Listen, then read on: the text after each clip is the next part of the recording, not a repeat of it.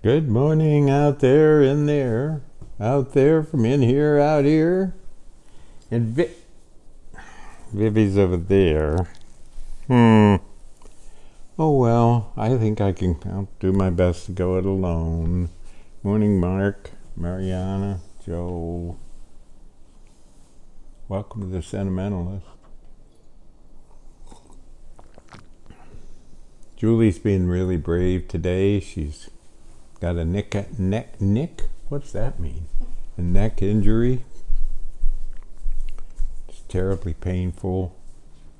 They say it'll last another week or two. Vivi's nose is with us though. Yeah. Hey, I had a first.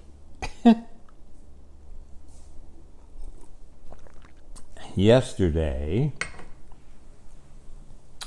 I was called an elderly gentleman. Yes. I've never been called elderly. I've never been called a gentleman. 2 for 1. Pretty good, huh? 2 for 1. Yep. And I found out that, that big hullabaloo that I caused about trespassing and all that, I was wrong. The reason for the no trespassing is I forgot. I'm too old.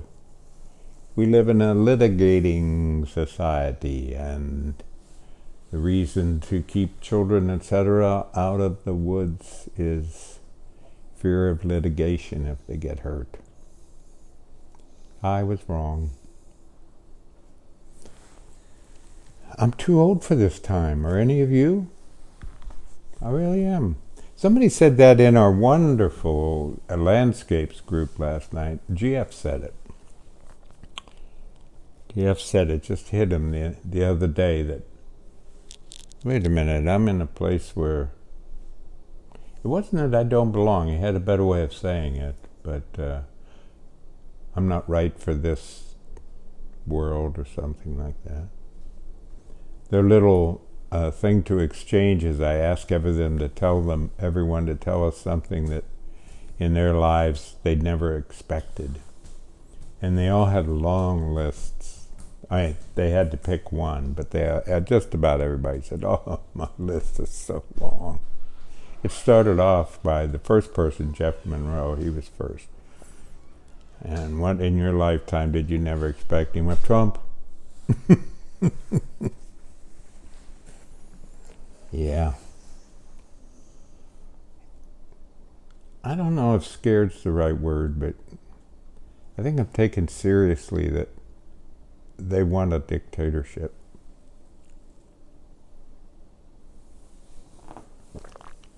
There's lots of those around because there's lots of people who know and want to tell you what to do. So on a smaller scale, we run into it, but oh boy, you have to create. The thing I learned is a world within a world, and mine's really good with Julie and Vivi and the cats and Meredith with us and our garden. I got a lot of people mad at me. That's hard. Is that hard for you? If you have any suggestions how to handle that, I'm okay with confrontation if we're going to agree to disagree or work it out together and care about each other. But I'm not good at sustained just anger, or I grew up with the Amish, shunning. But holy cow, what a time we had last night again. The parlance for poets and writers is a workshop where you learn things, and ours has a little bit of that, but it's a lot more like a salon, and no, I'm not Gertrude Stein.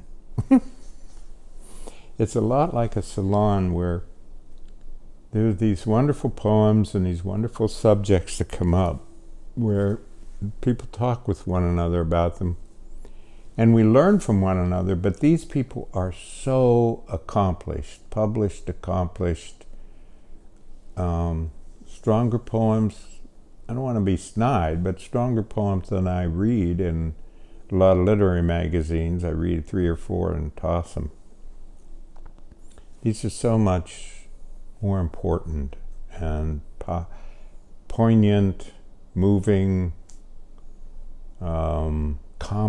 complex but clear layers of implication and nuance, and it's a joy to hear them. All of us get the chance to respond and say what we see and discover in these beautiful art. They're art forms. They're in these beautiful art forms. To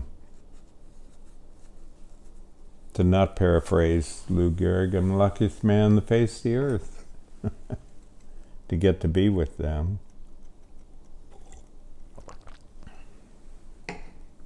14 of us, counting this guy. Yep, talked to a lot of people who are in grief, and there's this new psychological term called toxic positivity. Toxic positivity. Julie's checking my time. I'm probably already over 30 minutes. And that just means in America there's not a real understanding of grief integrated into the culture.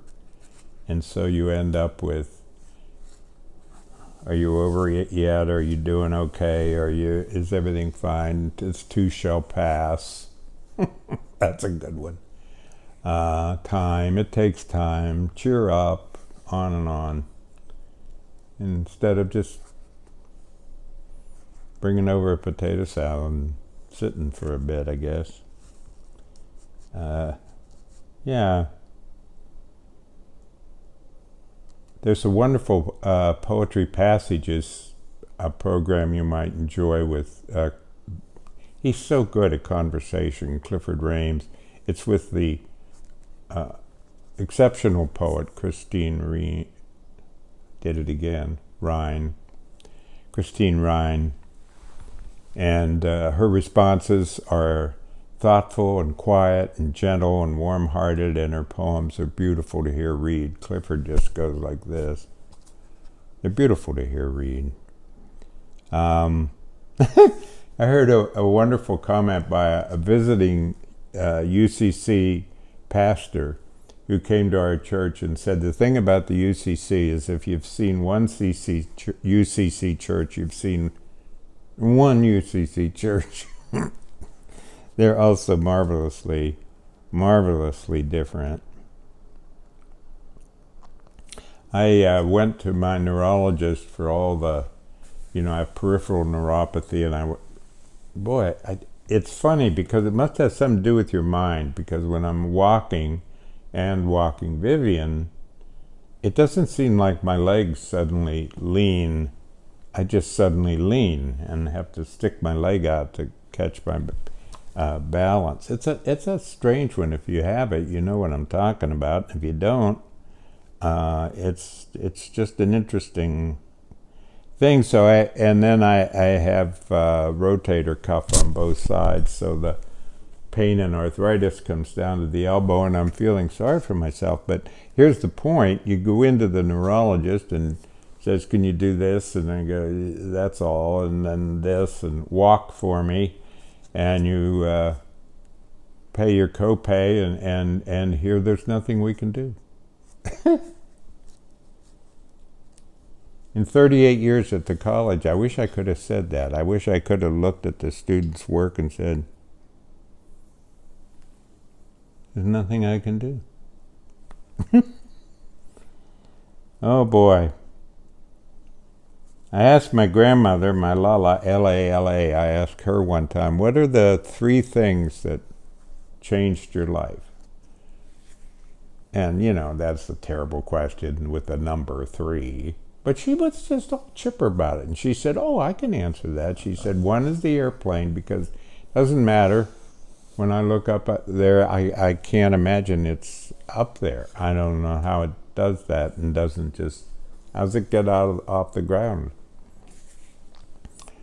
The second is the radio, because it brings the outside, which was never inside, and now I have the outside world inside. Fascinating.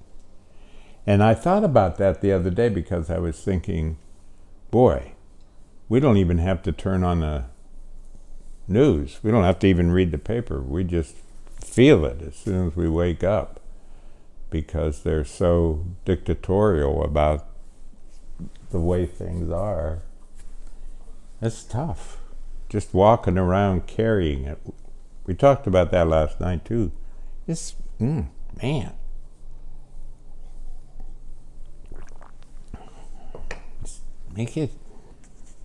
Take some responsibility for other people's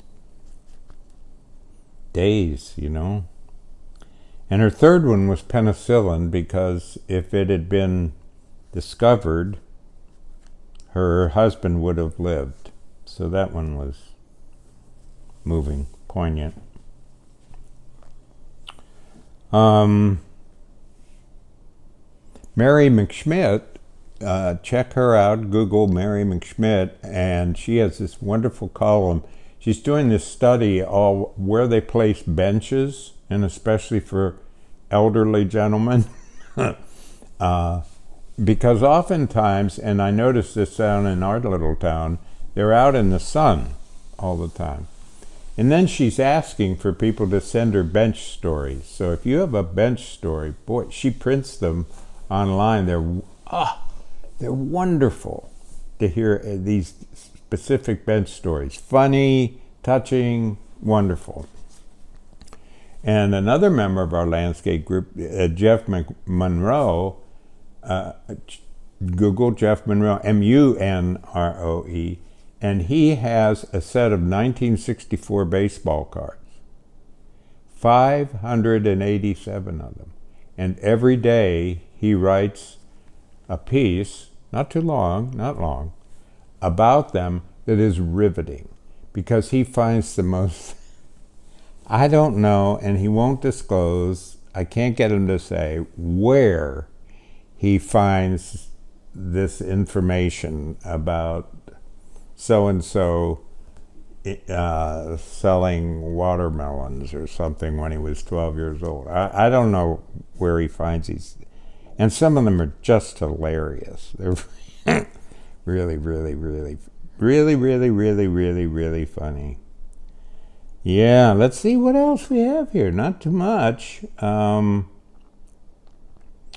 Wonderful Buddhist saying, which our pastor uses actually. He's from an interfaith seminary. That's refreshing, and it opens you up to non-debate, but you listen. And he, one of the wonderful sayings that he loves is, before you speak, ask 3 questions. Is it the truth?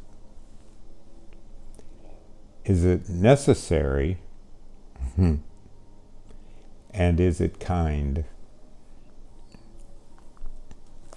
Our first house in my little town was a duplex, and I'm still there. I think that's my favorite place. I loved that place. I got to every day start the coal furnace. That was my job. Down the rickety steps to the basement where there was this furnace as big as this room. Shake it out, fill it up. And in the housing next to us, connected on the duplex, was Miss McBain. Miss McBain was about 6 feet tall, and she probably weighed 87 pounds. And Miss McBain, I'm not fond of the word hoarder. I think that's so demeaning, or a bit demeaning. I shouldn't be that judgmental, because I understand. I like extreme collector. No, I like extreme accumulator. Accumulator. Yeah, that's it. Person's an accumulator. Miss McBain was an accumulator. And do you know of what? Church bulletins. And she'd lived there so long that they were this high, and you walked like this. She was one of the church secretaries. She'd been that for, I don't know, 60 years or so. Only saw her come out probably when she was headed to church. Miss McBain, an accumulator of church bulletins. If you wanted the history of that little church, there it was. Today's poem has I had to think long and hard about this title. Titles can be challenging. Title of this one is Poem for William Stafford. I trust what my body says. It's soft-spoken, never shouts. Gently whispers or nudges me into place. I think you know what I mean. Yesterday, it told me to go to market and buy a box of graham crackers. I did, but it didn't want the crackers, just the walk to the market and back. Maybe another day. Today, I feel it taking me outside. It's sunny, it says. And I agree. Little postscript. A week from today, 7:30, that I keep pushing, trying not to have it be about me, but to be about this show called Vespers, 7:30. Check the link. It'll be sent to you. I think I'll send it out again Monday. Boy, I'd love to see you because they show the people, and so it'd be really nice to look out and see you and enjoy the music. And you can mute when I come on, and then you can unmute when the music comes on. How's that? And I guarantee the music is, and some of the people might be new, and you might like them. Yeah. Okay. Take care. Try to be cheerful. Be kind. Thanks for being here.